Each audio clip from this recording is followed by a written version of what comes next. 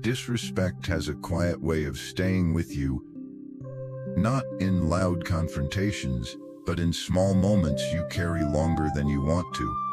A careless comment, a dismissive tone, a situation that ends, yet continues in your mind.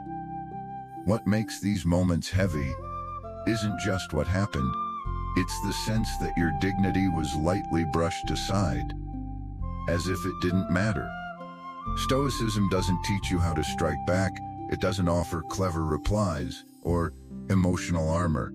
Instead, it teaches something steadier, how to remain grounded when others are not, how to protect your inner calm without becoming cold or withdrawn.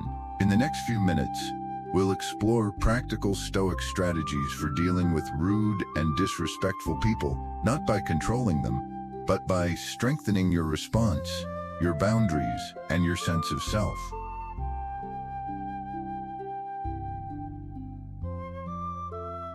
Disrespect feels personal because it lands close to our sense of identity. It can feel like a judgment, not just of what we did, but of who we are. But Stoic thinkers made a careful distinction here. They reminded themselves that behavior coming from another person belongs to them, not to you. A careless remark reflects their habits.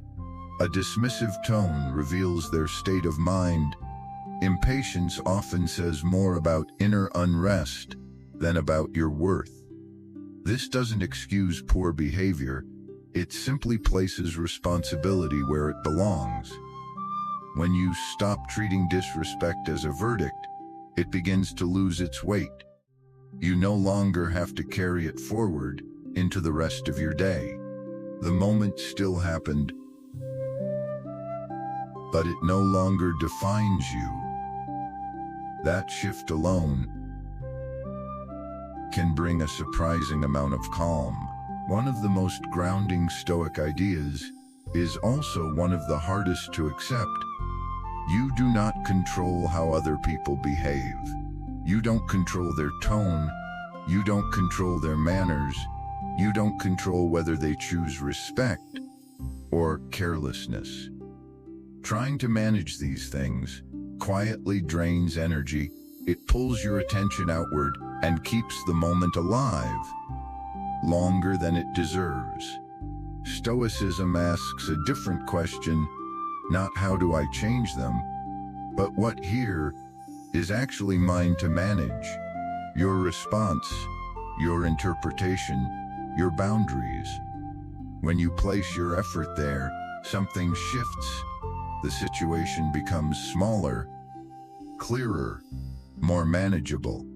You stop wrestling with what you cannot influence.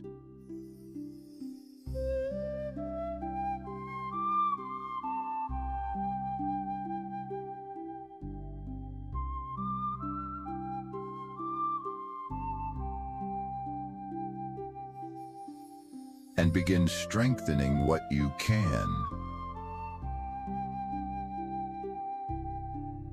That shift alone restores a sense of calm and self-command. Disrespect rarely hurts because of the words alone. It hurts because it touches something deeper.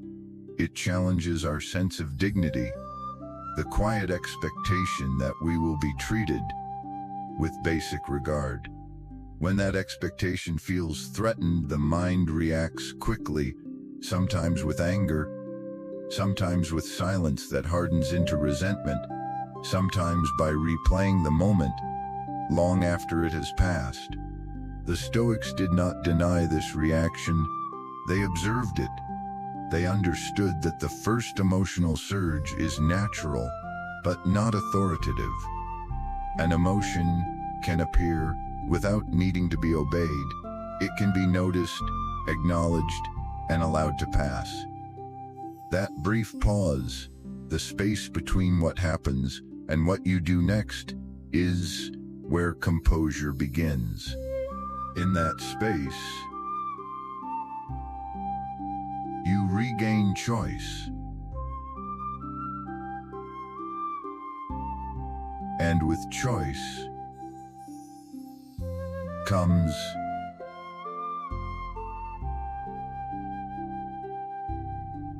steadiness,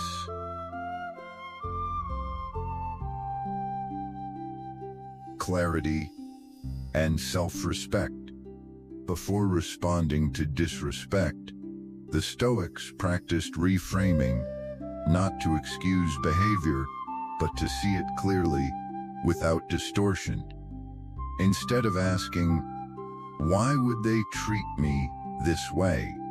they asked a quieter question: what kind of inner state produces behavior like this? This shift creates distance, and distance creates calm. You remind yourself that this moment does not require agitation, it does not require retaliation, and it does not require you to abandon your values. You can allow the moment to exist without letting it take control. This reframing doesn't solve the situation by itself, but it prepares you for what comes next. From here, you are no longer reacting, you are choosing. And that choice, steady, deliberate, and grounded, is what allows Stoic strategies to work without costing you your peace.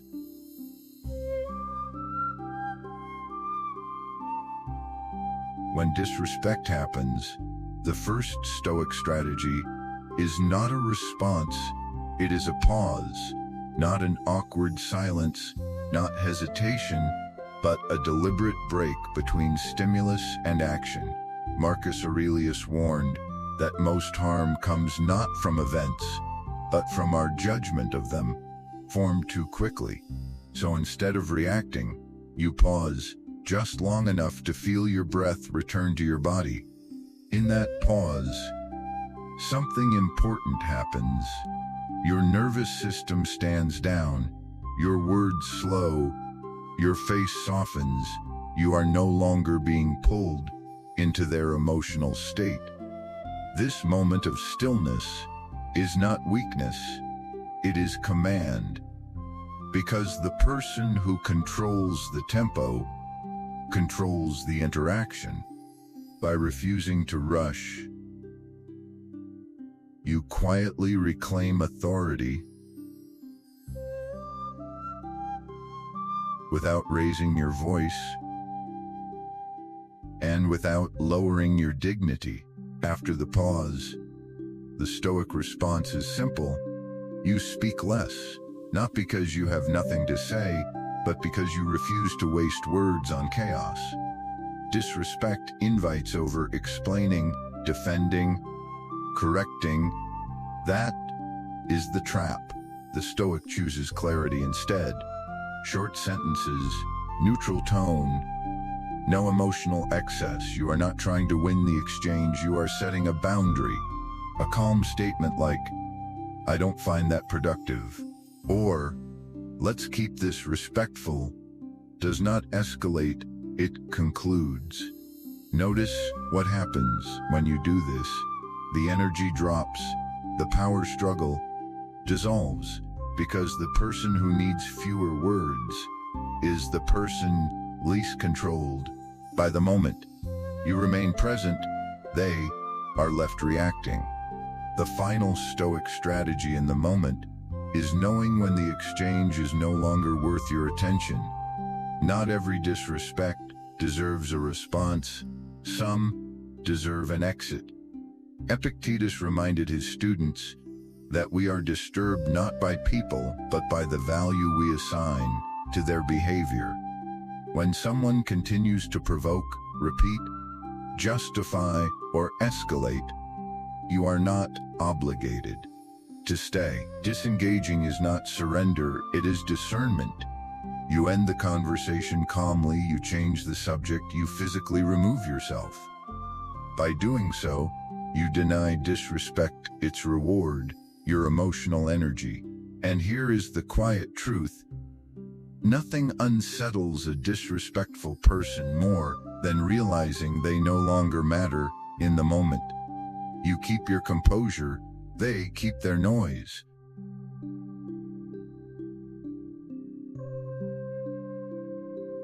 Some forms of disrespect are not occasional, they repeat.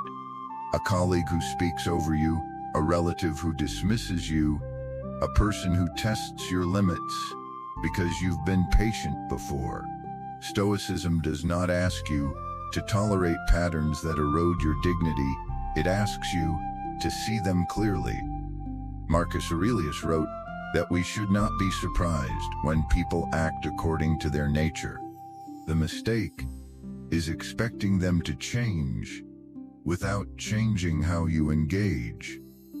This is where boundaries begin. Not with anger, not with lectures, but with consistency. You decide what you will participate in and what you will quietly remove yourself from. Boundaries are not punishments. They are instructions. Once you recognize repeated disrespect, the next step is to set boundaries firmly without aggression. A Stoic boundary is simple. It communicates what you will engage with and what you will not. This does not require lectures or moralizing. It requires clarity, consistency, and quiet composure. For example, you respond with neutral statements, you step back when lines are crossed, you avoid over-explaining. Consistency is the key. It shows others, without raising your voice, that your space, your attention, and your dignity are not negotiable. Boundaries are not walls of resentment. They are a framework for your calm. You protect yourself.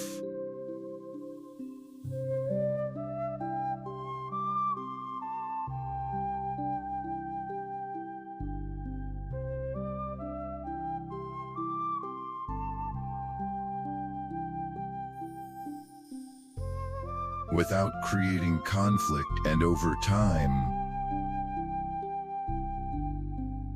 they teach others how to engage respectfully.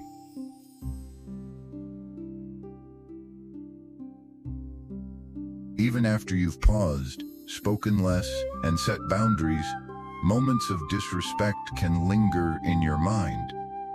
You replay them, you feel tension in your shoulders, you review words and tones again. Stoicism offers a gentle solution: aftercare. Step back internally, observe the incident like a neutral witness. Remind yourself what you can control: your interpretation, your breathing, your attention. Reframe the experience. They acted according to their nature. Your dignity remains intact. The lesson, if any, is for your growth, not for punishment. Sometimes you write it down, sometimes you close your eyes and release the tension. This simple ritual ends the mental loop. It stops the echo, and it allows your day to continue with clarity, calm, and composure. Now that the moment has passed and your mind has settled, pause and acknowledge your effort. You did not let the disrespect dictate your mood. You did not overreact. You maintained your dignity. These small victories accumulate. They strengthen a quiet resilience that no one can take away. If you wish to go deeper, there is a next step, exploring not just what to do in the moment, but how to carry yourself afterward, how to cultivate inner steadiness even when disrespect recurs, and how to use these experiences to refine your character. I've prepared a follow-up video for that journey. You can find it linked here. Take the time to watch it. When you are ready, your calm, grounded self will thank you.